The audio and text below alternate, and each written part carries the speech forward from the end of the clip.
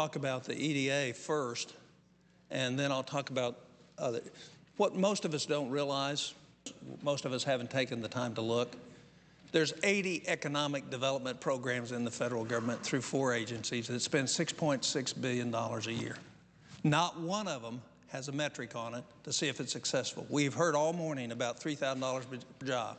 That's all self-reported stuff, no oversight on it, no committee oversight on it, no hard work to see. There's not a metric on one of these programs to see if it's working. And now we have a bill on the floor to spend another $500 million a year on something we have no idea what. We have anecdotal evidence, but what does the OIG say? The OIG says, first of all, this program has been used as a congressional slush fund to direct money to friends of members of Congress. That's what they say. Fully 1/3 of the projects in this never come to completion. So the money that was spent on it ends up being totally wasted.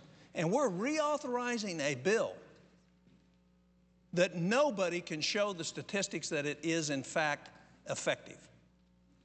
And it's not just that we're reauthorizing the bill. We have 79 other programs. Ask yourself a question. We're $14 trillion in debt.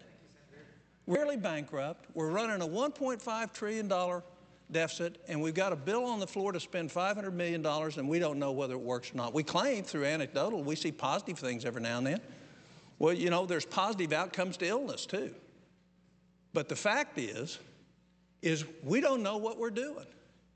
And what the Congress ought to be doing is saying, if in fact it's a role for the federal government to have economic development activities, then we ought to center it in one area, and we ought to have 1 or 2 programs, not 80, with 80 sets of administrators, 80 sets of commissions, and $6.6 billion a year, of which half of it doesn't accomplish any purpose for the American people other than make the senators and Congress feel good because they think they may have done something.